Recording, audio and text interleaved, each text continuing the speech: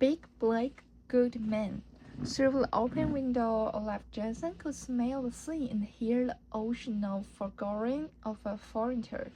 Outside, rain plaited down through an Argus night, dreaming softly up in the pyramids of Copenhagen, inducing Josim's brining dreamy memory.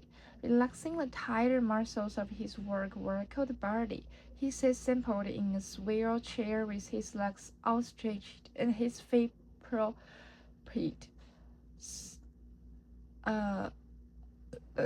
adorned edges of his desk, and each of Y.S. chipped the end of his brown cigar, and now and then he inserted the end of the stargy into his mouth and drew gently open it, letting webs of blue smoke issue from the corners of his white, thin lips.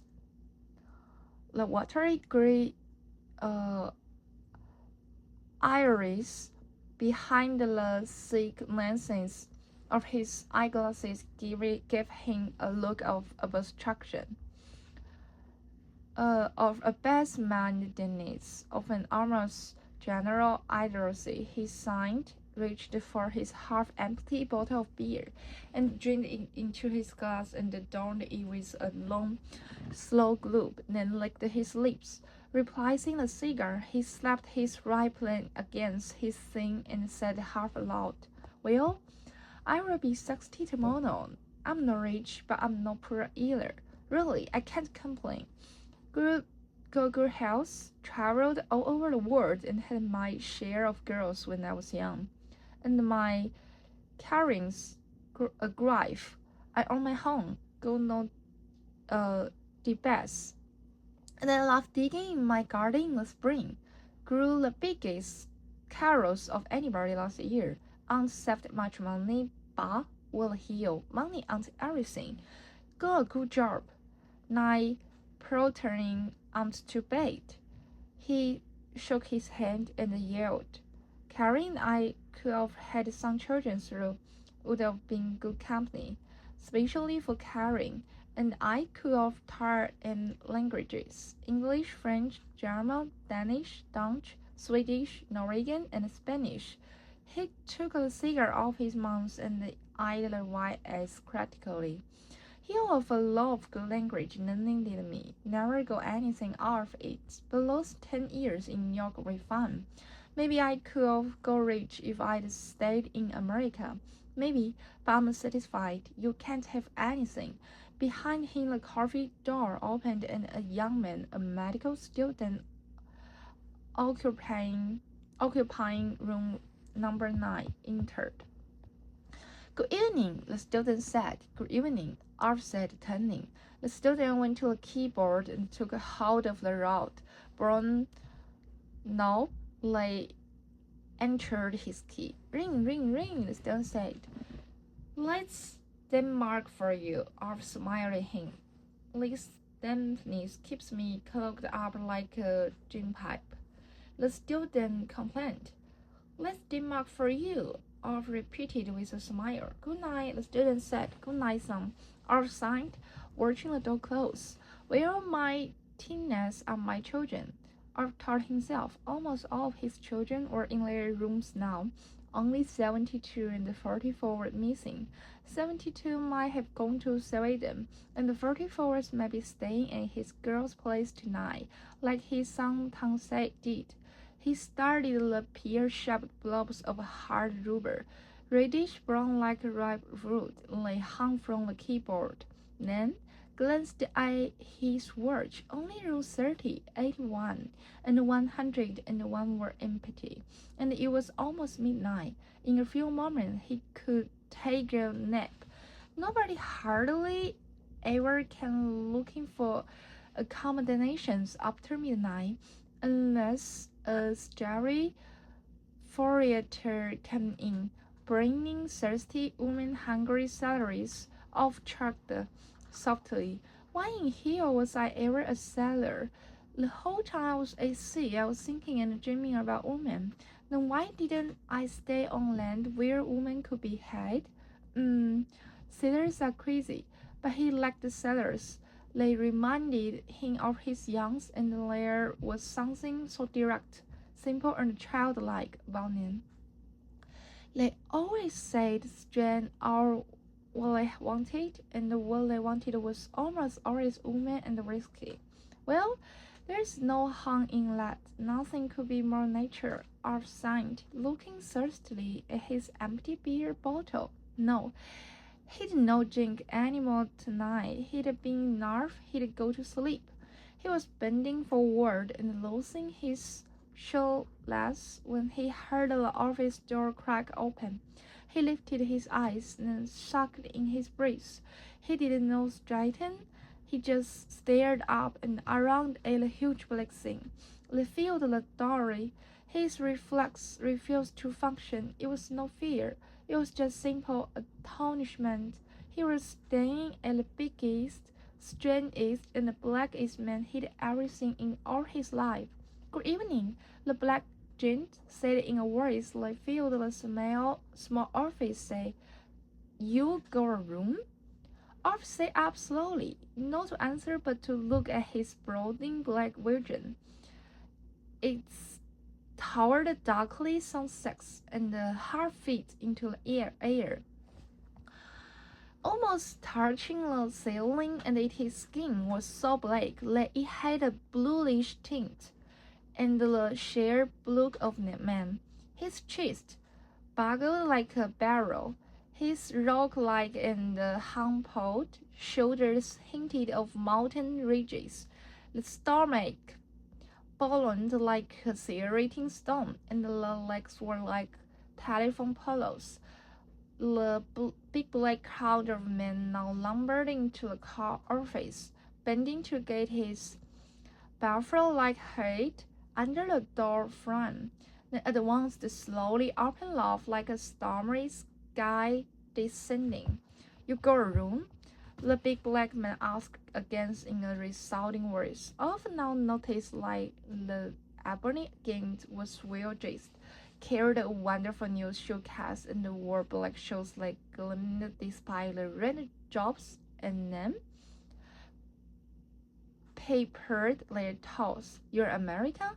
Arf asked him. Yeah, man, sure, the black gent answered. Sailor? Yeah, American contention lines. Arf had no answer to the black man's question. It was known that the hotel did not admit men of color. Arf took in all comers, blacks, yellows, whites, and browns. To Arf, men were men, and in his day he'd worked and eaten and slept and fought with all kinds of men. But this particular black man, well, he didn't seem human. Too big, too black, too loud, too direct, and probably too violent to bold. Arf's 5 feet 7 inches scarcely reached the black gent's shoulder, and his frail body weighted less perhaps than one of the man's gigantic legs. There was something about the man's intense blackness and ungainly bigness that frightened and insulted Arthur. He felt so. This man had come here expressly to remind him how penny, how tiny, and how weak and how wild he was. Arthur knew, while registering his reactions, that he was being irrational and foolish. Yet, for the first time in his life, he was emotionally determined to refuse a man wrong solely on the basis of the man's size and the color of his lips. Parted as he groped for the right words in which to couch his refusal, but the black gent bent forward and boomed. I ask you if you go a room. I go to put up somewhere tonight, man. Yes, we go a room, Arthur murmured, and at once he was ashamed and confused. Sheer fear had made him yellow, and he seemed against himself for his involuntary weakness. Well, he'd looked over his book and pretended that he had made a mistake. He'd tell this hunk of blackness that there was really no free room in the hotel, and like he was so sorry. And then just as he took out the hotel register to make believe like he was poring over it. A thick roll of American banknotes, crisp and green, was thrust under his nose. Keep this for me, will you? The black Jane commanded. Cause I'm gonna go get drunk tonight and I don't want to lose it. Arthur stared at the roll. It was huge in uh, denominations denominations of fifties and hundreds. Arthur's eyes widened. How much is later? He asked.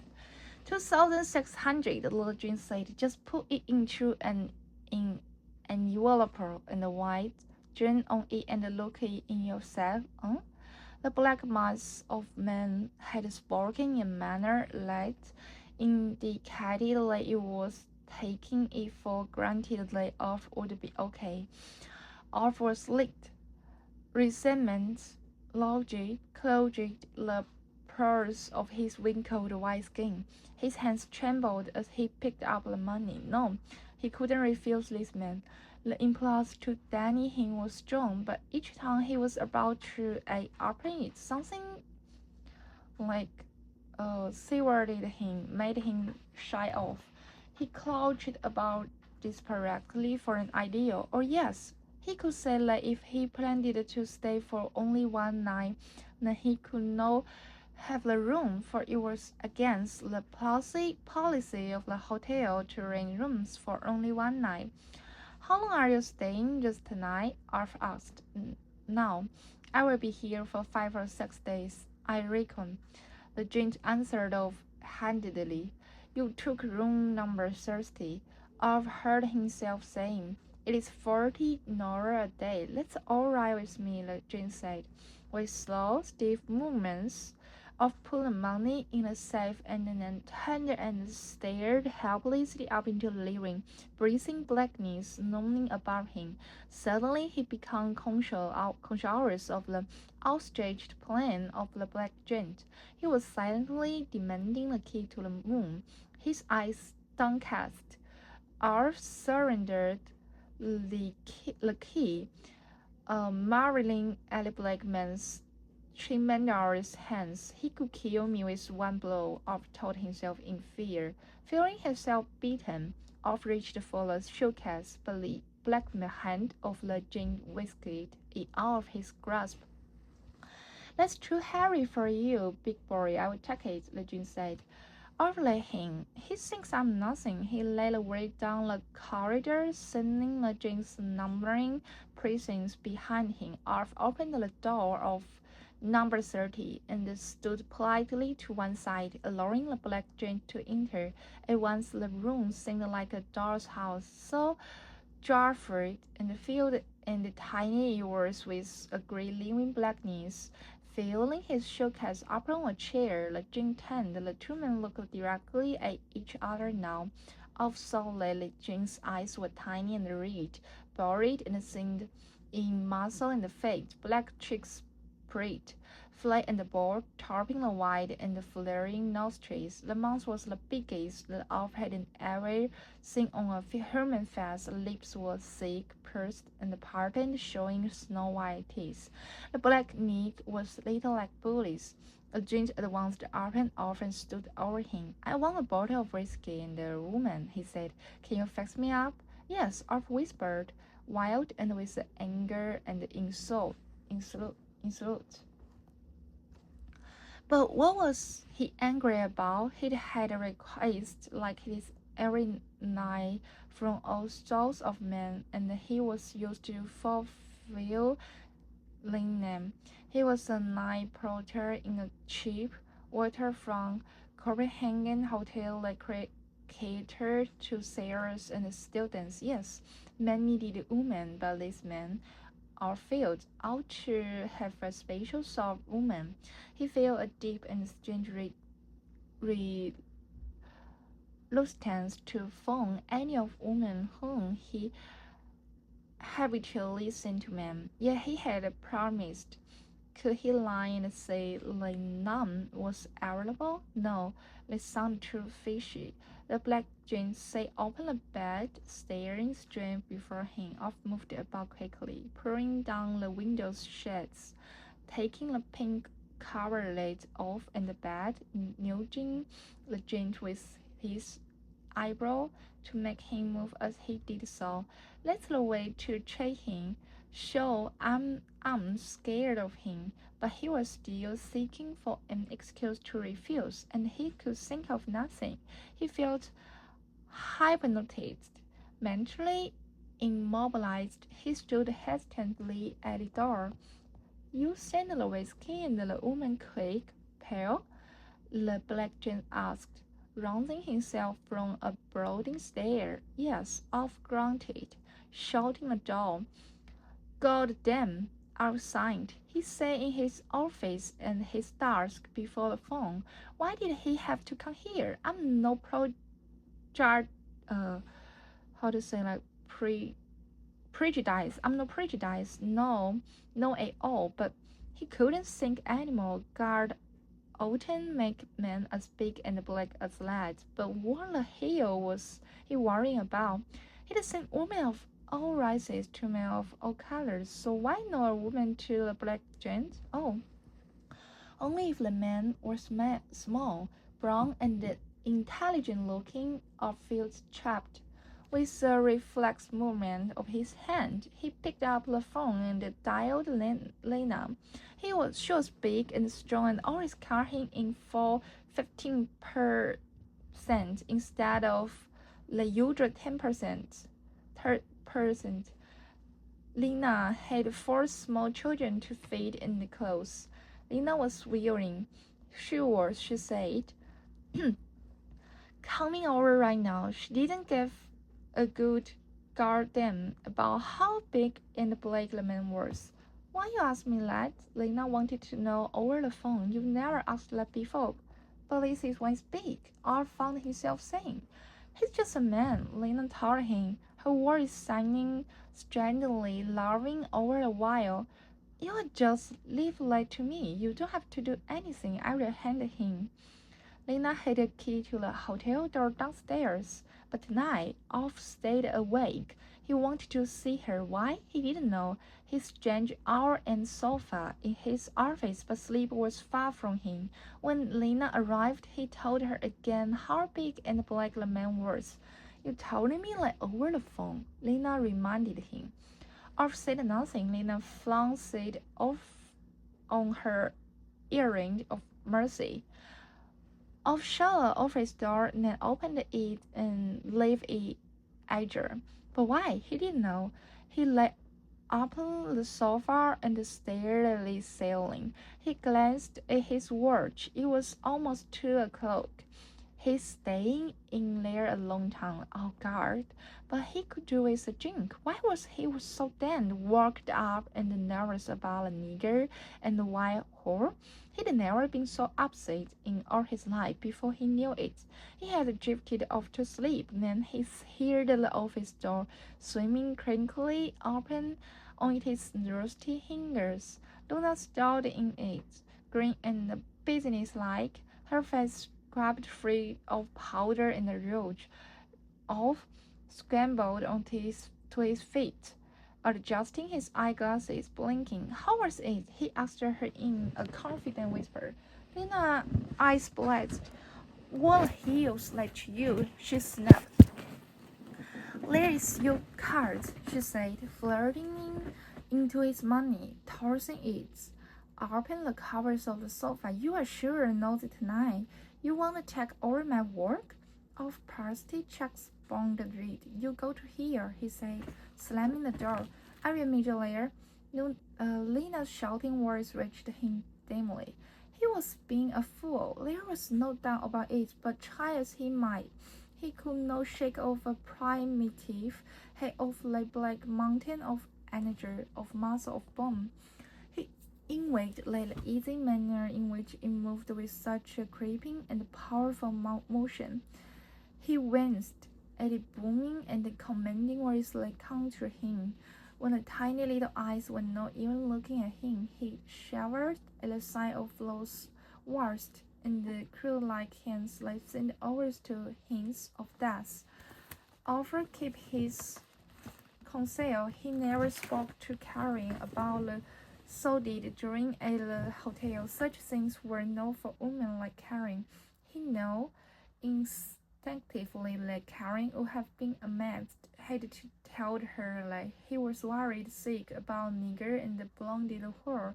No, he couldn't talk to anybody about it, not even the heart-beaten old bitch who owned the hotel. She was concerned only about money. She didn't give a damn about how big and how black a client was alone as he paid his room rent. Next evening, when Arthur arrived for duty, there was no sound of the black gent. A little later, after 1 o'clock in the morning, he appeared, left his key, and went out wordlessly. A few moments passed till the gent returned, took his key from the board, and paused. I want the Lena against tonight, and another bottle of whiskey, he said bonily. I will call her and see if she is in. Alf said, do let the black gent said and was gone. He thanked his guard. Alf phoned. He picked up the phone and ordered Lena and a bottle of whiskey, and there was a taste of ashes in his mouth. On the third and the night came the same request. Nina and whiskey. When the black gent appeared on the fifth night, Alf was about to make a scaristic remark of the effect that maybe he ought to marry Nina, but he checked it in time. After all, he could kill me with one hand, he told himself. Alf was nervous and angry with himself for being nervous. Other black sailors came and asked for girls and Alf sent them, but with none of the fear in the mountain that he sent Lena and the bottle of whiskey to the gent. All right, the black gent's stay was almost up. He said that he was staying for 5 or 6 nights. Tomorrow night was the 6th night, and that ought to be the end of this nameless terror. On the 6th night, Arthur sat in his swivel chair with his bottle of beer and wetted his teeth on edge, his fingers drumming the desk. But what the hell am I fighting for? The hell was Arthur said and dodged. Occasionally, he'd awaken and listen to the furrows of freighters sounding as ships came and went, and with the misty Copenhagen harbor. He was half asleep when he felt a rough hand on his shoulder. He blinked his eyes open. The gent black and vast and powerful, and all but bloated out his virgin. Why won't you, man? The gent demanded. And I want my money. Sure, Alf said, relieved, but filled as always with the fear of his living wall of black flesh. With trembling hands, he made out a bill and received payment, and then gave the gent his roll of money, laying it on the desk so as not to let his hands touch the flesh of the black mountain. Where his ordeal was over, it was past 2 o'clock in the morning. Alf even managed a weary smile and muttered a brutal thanks for the generous chip, and let the gent toss him. Then a strange tension entered the office. The office door was shut, and Arthur was alone with the black mass of power, yearning for it to leave. But the black mass of power stood still, immobile, looking down at Rolfa, and Alf couldn't know for the life of him. Guess that war was transpirating in the mysterious hour's black mind. The two of them simply stared at each other for a full 2 minutes, the gent's tiny little beady eyes blinking slowly as they seemed to measure and search Alf's face. Alf's virgin dimmed for a second as terror seized him, and he could feel a flush of heat overspread his body. Then Olive soaked in his breath as the devil of blackness commanded, "Stand up." Alf was paralyzed, sweat broken, broken on his face. His words premonitions about his black beast were coming true. This evil blackness was about to attack him, maybe kill him. Slowly Alf shook his hand, his terror permitting him to breathe. What are you talking about? Stand up, I say, the black giant bellowed.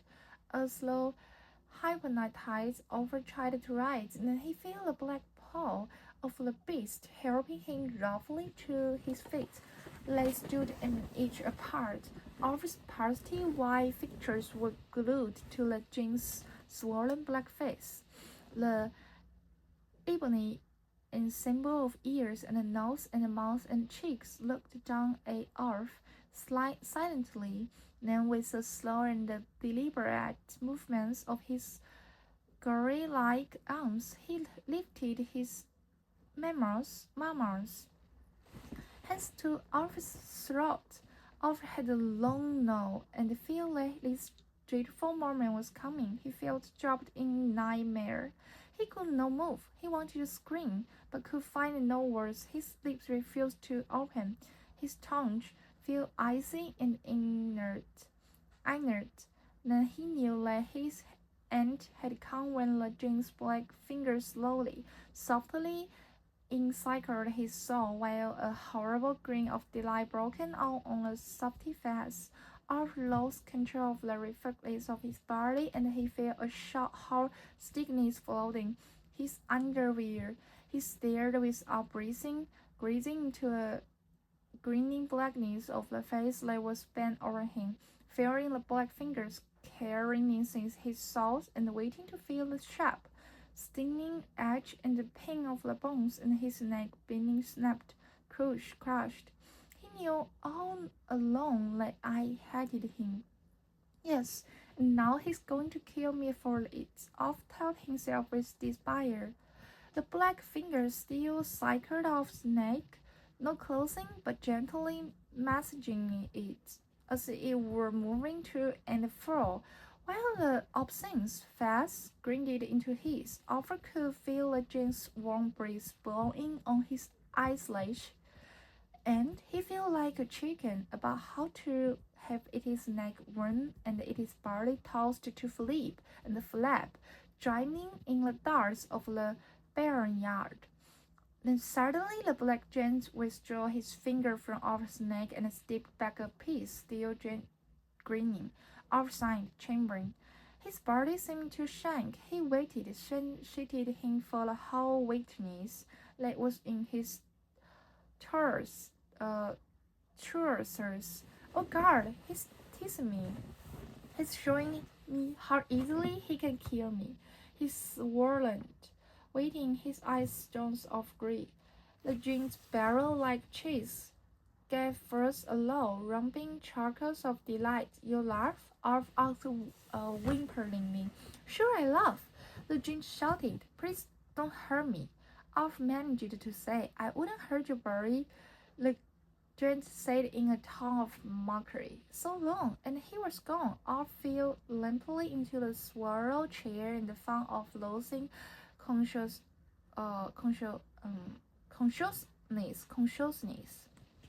Then he wept. He was showing me how easily he could kill me. He made me shake with the terror and then laughed and lived. Slowly Alf recovered, stood, and then went to a stirring of cruises. God damn! My gun's right there in the desk drawer. I should have shot him. Jesus. I hope the ship his won't sinks. I hope that he drowns and the sharks eat him. Later, he thought of going to the police, but sheer shame keep him back.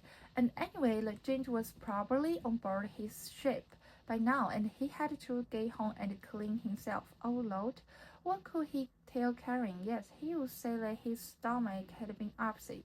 He'd changed clothes and returned to work. He'd phoned the hotel owner that he was ill and wanted an hour off. The old bitch said like she was coming right over and the poor Alf could have the evening off. Arthur went home and lighted carrying. Then he lay awake the rest of the night dreaming of revenge. He saw the refractor on which the giant was sailing. He saw it experiencing a dangerous leak and saw a torrent of sea water flooding, gushing into all the compartments of the ship until it found the bunk in which the black giant slept. And yes, the family, sharing waters, would surprise the sleeping black bastard of a giant, and he would drown, gasping and choking like a chopped rat, his tiny eyes bulging until they glittered red, the bitter water of the sea pounding his lungs until they ached and finally burst. The ship would sink slowly to the bottom of the cold, black, silent deepest of the sea, and the shark would glide aimlessly about the shore potholes until he found an open one, and it was shouting inside and nosed about until it found the last water, rotting, stinking carcass of the black beast, and it would then begin to nibble at the decomposing mass of the childlike flesh, eating the bones clean. I've always pictured the giant's bones as being just black and shining. Once or twice during Louis' fantasticals of Company Blatty's revenge, I felt a little guilty about all the many innocent people, women and children, all white and blonde, who have to go down into watery graves, in order that the white shack could devour the evil giant's black flesh.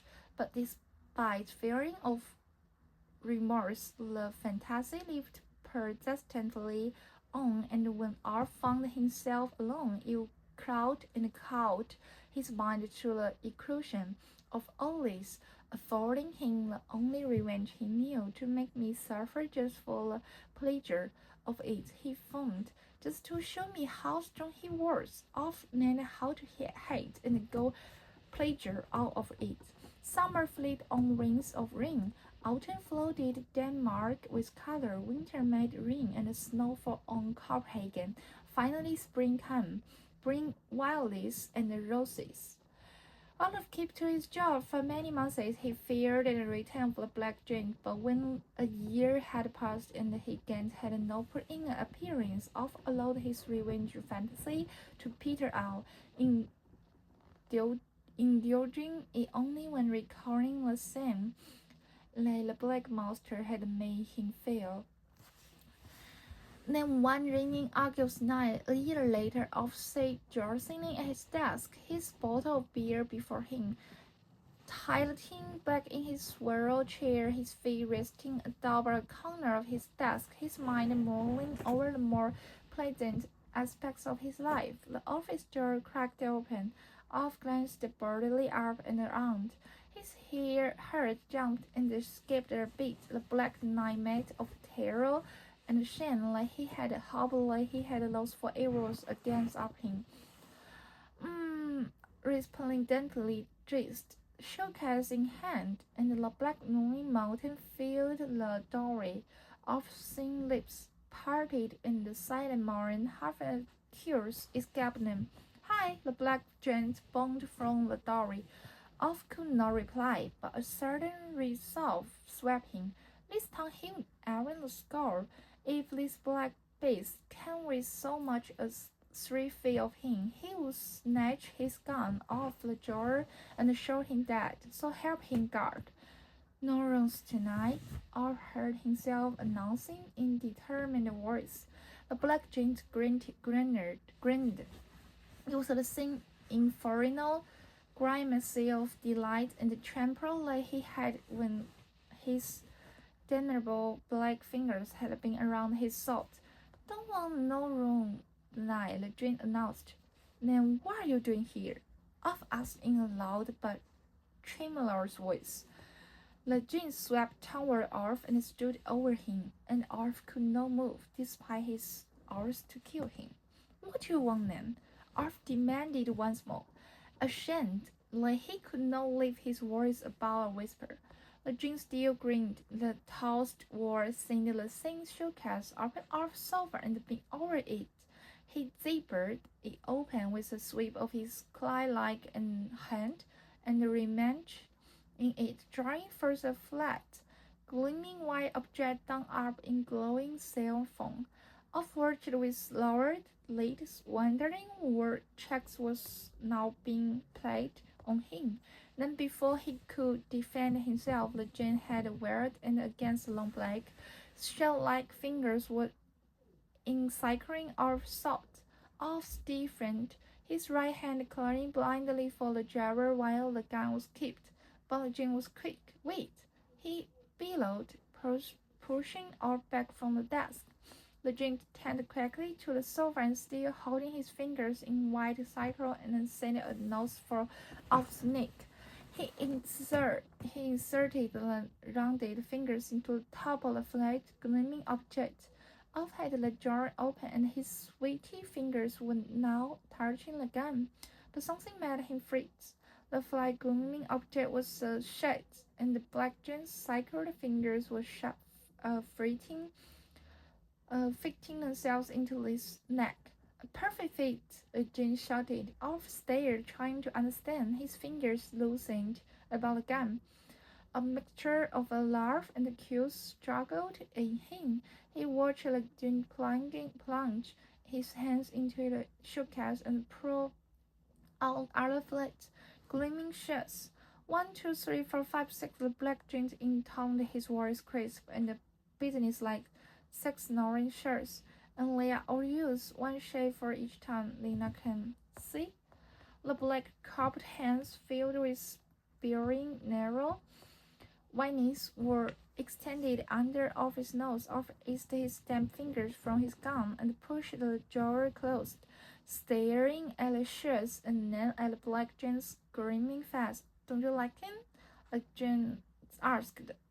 Off began to laugh hysterically, and suddenly he was crying. His eyes too flooded with tears, and the piles of dancing snoring looked like snow in the dead of winter. Was it true?